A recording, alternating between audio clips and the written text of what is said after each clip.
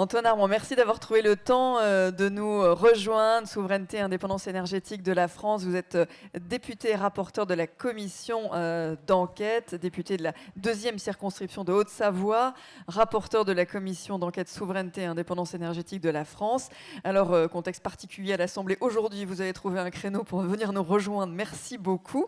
Alors, inédit, 150 heures d'audition de personnalités politiques, de présidents, d'anciens présidents de la République, de fonctionnaires, de chercheurs, d'industriels et d'autres spécialistes de la question énergétique. Et alors, ce qui était quand même aussi assez inédit, c'est l'entente assez cordiale qu'il y a eu entre des députés de bords politiques différents.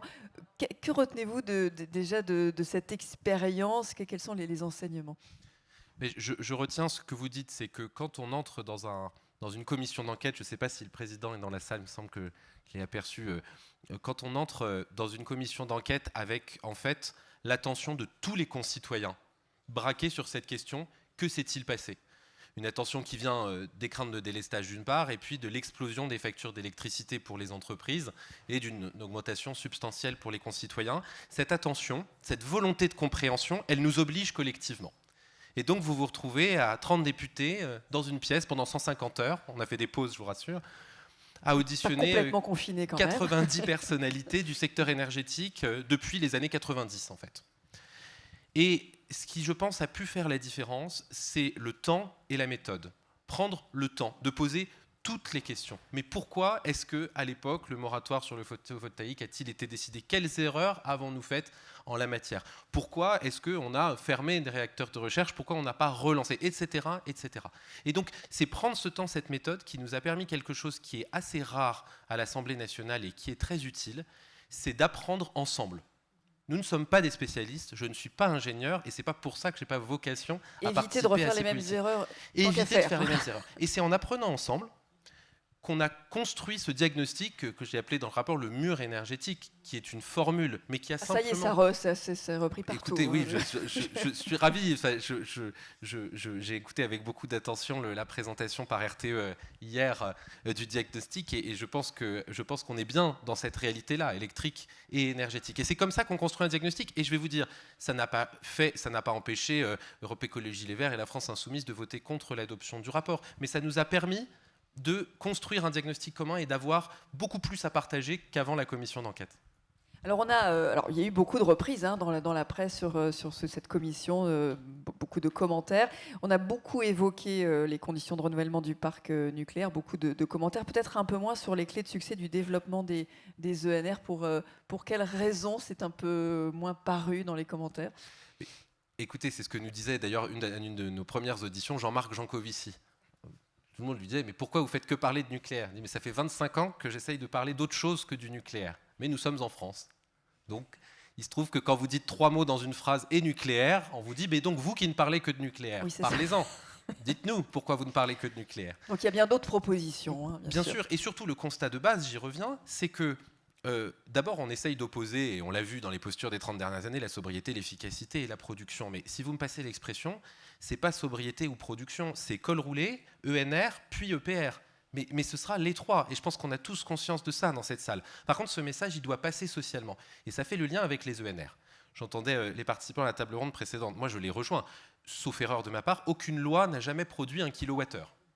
Je connais une ou deux lois qui ont peut-être détruit les kilowattheures, mais aucune loi n'en a produit. Ce qu'il faut, c'est qu'on donne la possibilité de produire.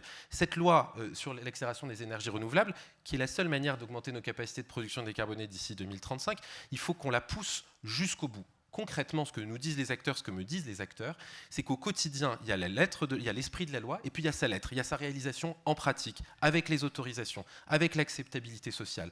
Et donc moi, je pense que dans ce domaine, il faut qu'on soit encore un peu plus audacieux, et que typiquement, avec les collectivités territoriales qui seront les acteurs centraux du dispositif, on soit capable de dire, dans tel territoire, on est prêt à faire un booster. On est prêt à lever un certain nombre de contraintes réglementaires supplémentaires, à faire des expérimentations pour accélérer et pour montrer aussi le chemin, puisque on va se dire les choses aussi très simplement. Nos objectifs de ENR, on ne les atteint pas depuis un certain nombre d'années. Donc en fait, qu'est-ce qu'on fait? Et c'est tout à fait logique d'un point de vue électrique. On raidit la courbe d'année en année en disant c'est parce qu'on n'a pas su faire autant l'année dernière, on va faire plus l'année suivante. Notre responsabilité, en tout cas à la représentation nationale, c'est de dire les choses telles qu'elles sont. Vous avez parlé de l'éolien, des conditions aussi d'acceptabilité. La loi d'accélération va vraiment dans ce sens et pas rajouter encore des couches administratives. certains sur les territoires se disent « Ah, ça va freiner mes projets ». Non, c'est bien une accélération. Oui, parce que c'est une loi. Alors, j'entends ce qui était dit, je le partage en partie, mais à nouveau, ce sont les collectivités territoriales qui auront la main. Et croire qu'on peut faire sans ou que ce ne sont pas elles qui feront est illusoire. Donc oui, il y a des schémas de planification, il y a de la délibération collective, et ça prend du temps, mais c'est aussi le gage de la stabilité, on va en reparler je pense dans un instant, mais de la visibilité pour les acteurs locaux et industriels, puisque c'est quand même d'abord d'industrie qu'on parle, de conception, de fabrication, et pas uniquement de projets et d'objectifs en pourcentage. Et dans les propositions, on est bien d'accord, on va aussi sur la chaleur, dans tous les secteurs. Oui, alors je serais très gêné de le dire devant cette assemblée, mais évidemment en France on se surfocalise sur l'électricité. Bon. Oui, bon, et donc c'est pas le meilleur endroit. Et aujourd'hui c'est normal. Et c'est totalement normal. Et il y a une partie de transfert des usages et donc qui provoque de l'électrification, mais il y a aussi tout ce qui ne sera pas transféré en usage et donc les 2/3 de consommation carbonée à décarboner avec de la chaleur renouvelable et sur lesquels il faut à nouveau qu'on change d'échelle dans les curseurs. L'hydroélectricité, alors Luc Rémond l'a évoqué, il y a un enjeu notamment peut-être pour garder des capacités via des stockages sur les lacs et les réserves. Est-ce que là aussi c'est dans vos propositions l'hydroélectricité ? Oui, et à deux niveaux. Le premier niveau, c'est un niveau politique. C'est qu'il faut qu'on soit quand même d'accord pour dire tous fort et clair que c'est 1, notre patrimoine national, 2, un levier de souveraineté, et 3, un gage de puissance industrielle. Et ensuite qu'on en tire enfin les conséquences. Pendant la commission, on a eu l'occasion d'en parler beaucoup, de discuter sur ce sujet, de voir quels avaient été les atermoiements, quelles avaient été les alertes données. Je vois l'ancienne ministre en charge de la transition écologique qui a beaucoup œuvré et alerté sur le sujet.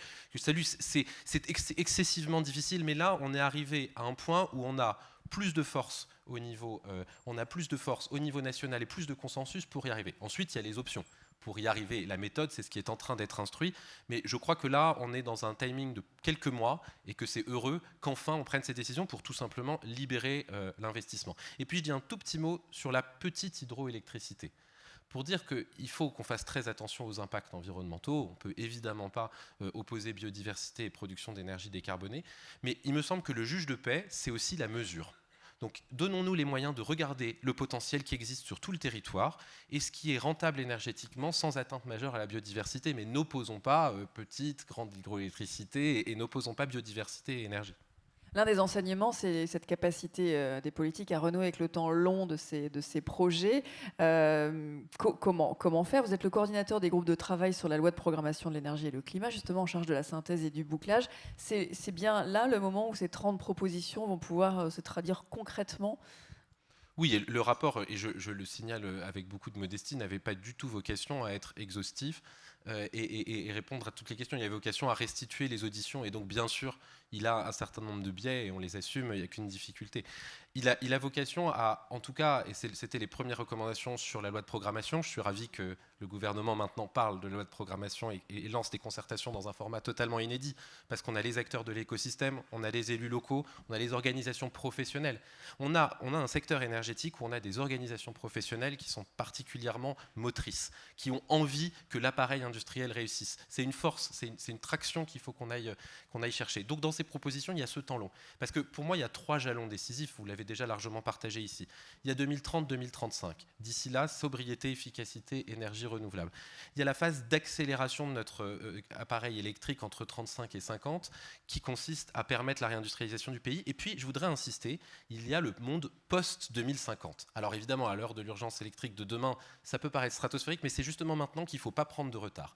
C'est quelle France industrielle décarbonée construit-on et est-ce que notre appareil énergétique est suffisamment robuste pour le tenir ? Et ça, c'est absolument vital parce que les décisions d'aujourd'hui affecteront notre capacité à le faire ou non en 2040-2045. Les prochaines étapes maintenant ? Les prochaines étapes, c'est finaliser le diagnostic de tous ces groupes de travail qui travaillent de la sobriété à la chaleur renouvelable en passant par le nucléaire et l'électricité d'ici la fin du mois de juillet et pouvoir rendre en septembre à la ministre, au gouvernement, des propositions précises avec une idée en tête, c'est se concentrer moins sur les objectifs que sur les leviers de production et permettre de produire tout simplement. Vous retournez à l'Assemblée tout de suite ? Je le crains. Bon, et bien bon courage alors pour cette journée. Merci d'avoir été avec nous. Merci beaucoup.